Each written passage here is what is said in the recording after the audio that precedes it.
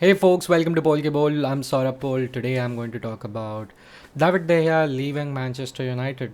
It's been a good 11 years, 12 years since they have first joined United. Andre Onana has been confirmed by Fabrizio Romano on Twitter.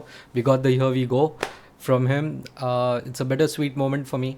Um, De Gea has been at United for more than a decade, a true legend. He deserves a testimonial match. I don't know. I mean, he was just incredible. Um, I feel sad Dea is leaving. While I'm also happy we have a good new keeper, a more modern goalkeeper who can help us play out from the back, something and someone who have been we have been missing for the last 4 5 years, if you ask me.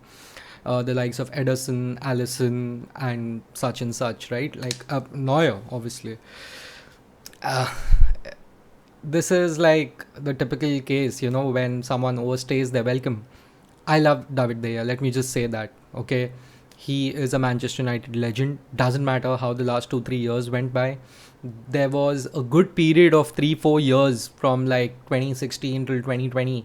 You could say where he was our best player. Okay, by a long margin.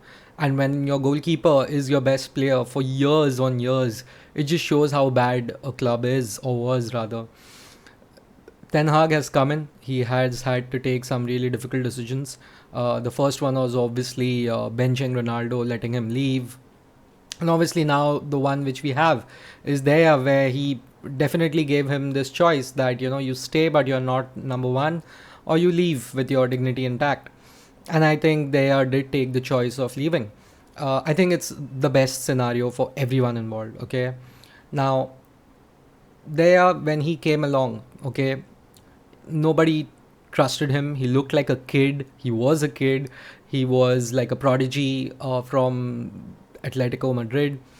And everyone was like, okay, who after Van der Sar for us? Okay. I think we tried Ben Foster for some time. I don't think it worked out. And we went for Deya.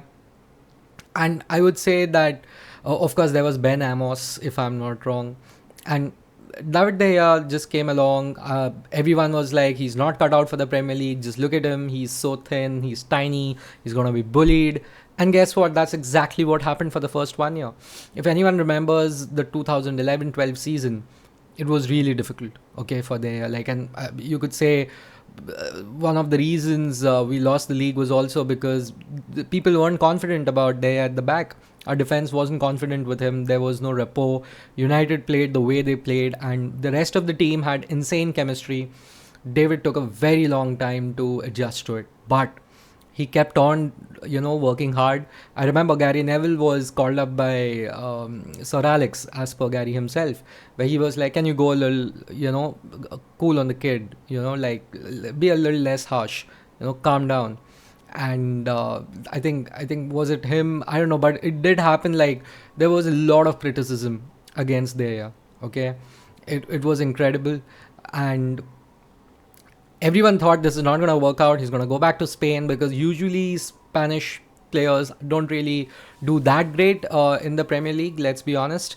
But this guy came along, and unless you're Fabregas or someone like that, because back then, now you will see a lot of Spanish folks playing well in the Premier League, but before that the Premier League was a little, like a very burly league. You had the Drogbas and the Rooneys of the world, not to mention all the relegation fodder teams having the kind of hitmen they had, the big man up top, and they would definitely bully the goalkeeper. So I remember this interview with Peter Schmeichel and Oliver Kahn, where they were like, okay, today's goalkeepers are good, but why are they so small? And he literally said some of the top keepers, in the world, they'll fit in between us. That's how small they were. So that just goes on to tell you that really no one trusted Deya to do well, except for, of course, Ferguson, Sir Alex. I mean, what a god. This man missed a United game to watch Deya play, and then he's like, you know what, he's the man. We are gonna get him. They got him 2012 season, 12-13 season where we won the league last. David Deya was just incredible, and I don't know if many people remember, like there were times, there were times where If I'm not wrong, we had one game. The day I think for me that they changed in my mind was everyone was criticizing him. Why does he use his legs to, to stop a save? Ironically, that would become his signature move years later. But like no one saves like David De Gea saves with his foot. And I remember there was a game against Real Madrid in the Champions League, and I think it was Fabio Coentrao who got at the end of a cross and just put it on the near post, and there did his famous save with a leg. And I was like, okay, now that's a Manchester United player, that's a Manchester United keeper. I was just like in awe. I fell in love with him then, and his cat reflexes were amazing.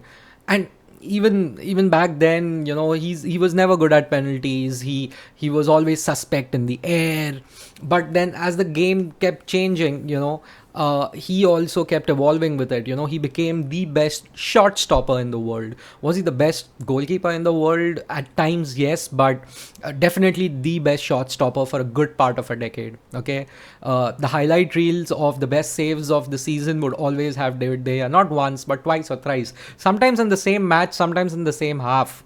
Okay, if I'm not wrong, I think it was a 2018-19 match versus Arsenal. I mean, we should have lost that game. We won 2-1, all because of De Gea. The double save against Lacazette and Alexis Sanchez was incredible. Incredible. I think it was the 17-18 season, I think, because Sanchez was still at Arsenal back then.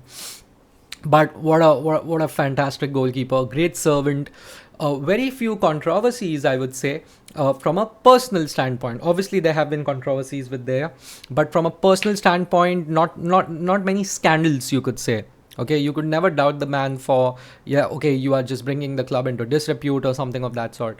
When his move to Real Madrid fell, okay, I think it was 2014-15. Yeah, that's when his move to Real Madrid failed, and apparently there was a fax machine that didn't work because it was a very last minute transfer. I think that's all nonsense. I think United just pulled out at the last moment. I genuinely think so. And Keylor Navas became like the first choice for Real Madrid. He went on to win like what, 3-4 Champions Leagues with them, at least 3 Champions Leagues with them, if I'm not wrong. A hat trick of Champions Leagues with the great Cristiano with him. And there just was at United struggling, being the best player at a club which was more of an advertising agency, a commercial entity rather than a football club, far away from it. So thank you, Deya, for staying at United, not creating much of a fuss. In the last few years, it would have been great if Deya would have just, coached himself a little bit and adjusted with the times, would have improved his passing, would have improved his coordination with our defense, with our midfield. But I don't think that. I think that part of his game was always static. He always looked at himself as a goalkeeper, not a football player. If you know what I mean. If you ask a Neuer or an Ederson, they'll be like, "I'm a footballer first," But I think they was like, "Nani, this D, that's my area. That's it. Everything else that happens outside, it's up to you guys." That's what I felt from that there. Uh, I was a kid when they joined. I was what, 18 years old when they joined United, when I first saw him play. Of course, I saw him play for Atletico also. I used to follow La Liga late at night, 4 a.m. in India. I remember watching the guy. I was like, yeah, cat reflexes, great guy. He joined United. I fell in love with him a little late, admittedly, but I did I did fall in love with him. I always knew there were so many games we should have lost. We won only because Daya was there. I'm pretty sure there was, I think, one season where where I think we finished sixth. I think we should have finished 12th or something. I think we should have finished 12th or something, because Daya was just pulling out blinders. He was just making saves that you would look at in FIFA and you'll be like, fake. This won't happen in the stadium. Fake. This is nonsense.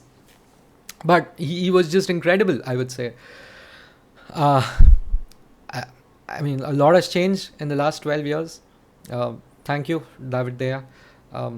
Yeah, I did complain about you a lot on Twitter in the last few years. You did earn a few of those jibes, but I love you. You have been, if I'm not wrong, one of the longest serving keepers at Manchester United.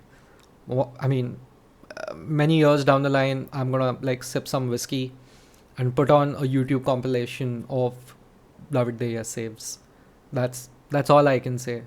That's all I can say, because you have a special place in my heart, and I know.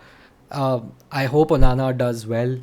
Um, the sad part is, if you look at there now, which are the top teams that want him? There's a reason he's leaving. Which are the top teams that want him? He's probably gonna go to a Saudi or something. He'll probably head to America. I don't think he'll head to America. I think Saudi is still closer to Spain. You know what I mean? Like a few hours flight, and he'll be there home. But fantastic player. Spain dropped him many years ago. I mean, it had to happen. I mean, everyone knew, other than Manchester United, that this is no longer a modern goalkeeper.